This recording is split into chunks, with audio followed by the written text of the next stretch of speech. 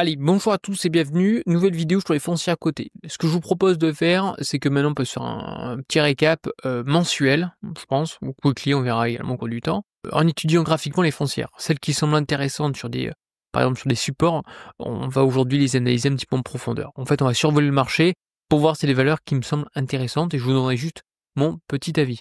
On va commencer dans l'ordre alphabétique. Agree Realty, donc ADC, Agree Realty, très belle foncière, notamment en retail, un petit peu comme Realty.com. Là aujourd'hui, donc on est en mois. Bon, le problème c'est qu'on est quand même sur des niveaux qui sont relativement hauts, hein. Je vous ai tracé gentiment un petit canal depuis 2009. On l'a tapé une première fois en 2020, on l'a retapé également d'ici à peu près donc en 2023. Et à ce jour, pour moi, on est quand même sur des niveaux qui sont relativement hauts, et ce qui se traduit aujourd'hui avec des valorisations assez élevées. Donc voici le groupe donc Agree Realty, donc une très belle foncière comme je mentionnais. On est principalement aujourd'hui donc sur du retail. À ce jour, on est quand même, je trouve, sur un niveau assez haut. Pourquoi j'ai lancé ce point-là? On va avoir aujourd'hui donc un normal, c'est price FFO, c'est comme un PER en bourse, environ à 15 fois, hein. On est sur du retail, donc la valorisation est assez faible. Je l'ai mis en rose moi à 20, c'est un petit peu vraiment ma limite entre guillemets. Et donc à ce jour, on est quand même je viens de vous dire les niveaux qui sont, pour moi un peu trop importants. Il faudrait aujourd'hui la voir aux alentours, de 14. Voilà, 14 ça commencerait à être intéressant. Et c'est ce qui s'est passé là pendant tout 2008, 2009, 2011, et c'est seulement à partir donc de 2015 que cette foncière justement s'est fortement appréciée avec des valorisations comme en 2020 à 25 fois aujourd'hui les price FFO. Bref, c'est extrêmement cher. En tout cas, une très jolie foncière qui m'intéresse fortement. On va continuer avec AMH. AMH, on est sur du résidentiel, donc c'est une action que j'ai au sein de mon portefeuille. On va commencer à arriver aujourd'hui sur un petit support qui me semble intéressant. Donc tant qu'on ne touche pas, moi je n'investis pas. Mais on va commencer. Si on arrive à arriver aujourd'hui vers 33, je pense que je me positionnerai sur cette valeur. American Tower, pareil, hein, relativement connu. On est encore une fois loin de son support. Sur l'investissement long terme, on va attendre d'arriver à peu près à 163 aujourd'hui donc dollars.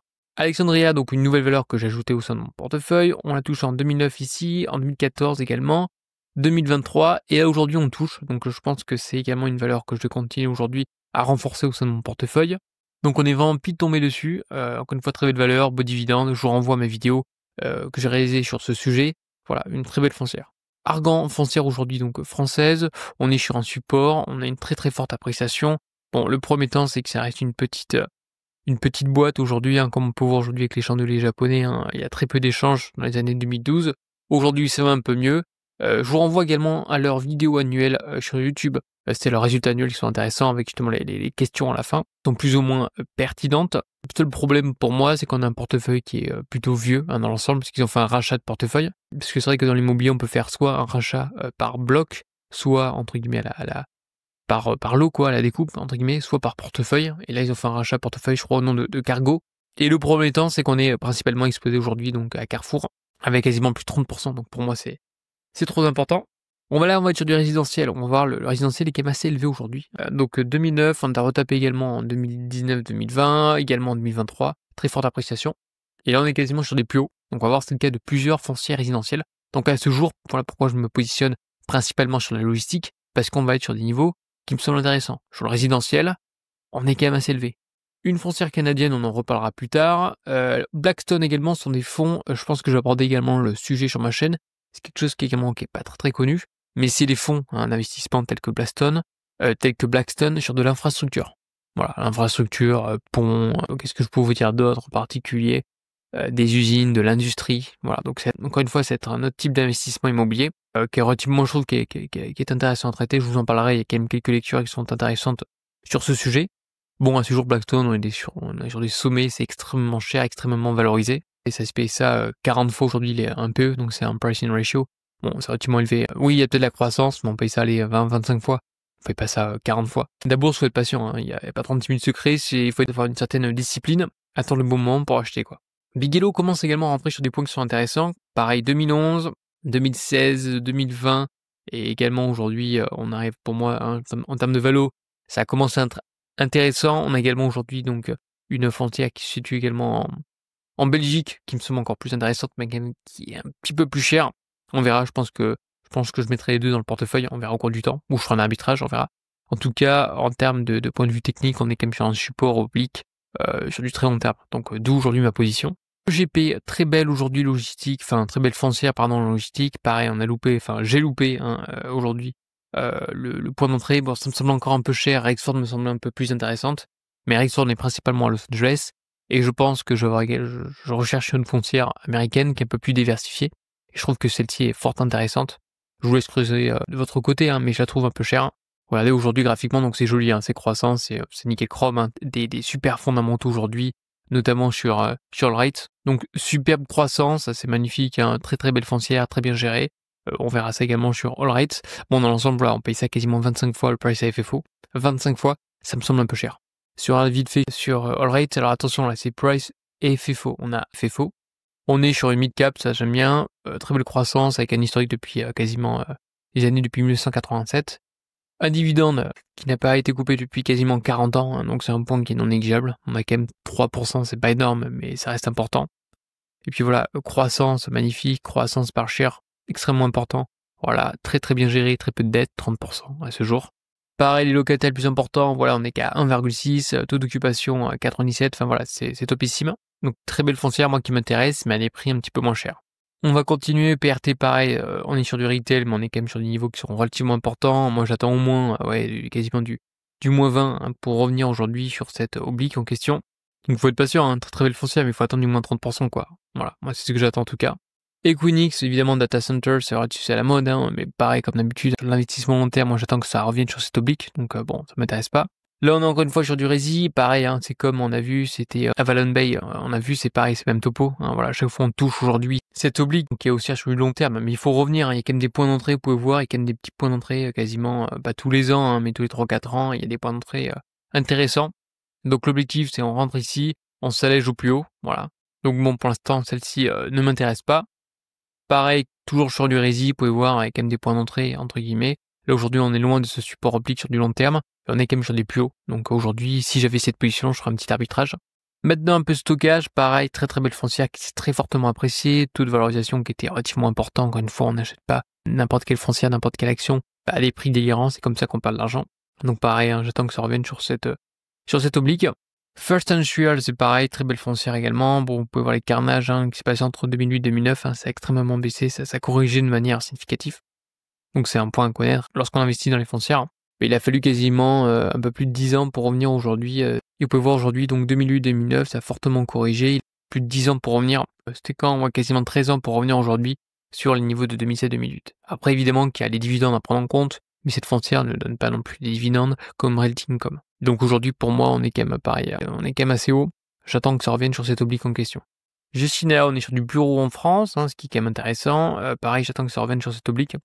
On attend les résultats, on verra ça par la suite. Mais belle foncière, c'est à peu près bien géré, de beaux actifs. On achète, mais à un prix intéressant. Goodman, très belle foncière, on est principalement aujourd'hui en Australie et en Asie. On est sur des valos pareil, pour moi, qui sont trop importantes. Donc on attend que ça revienne aujourd'hui sur cette oblique en question.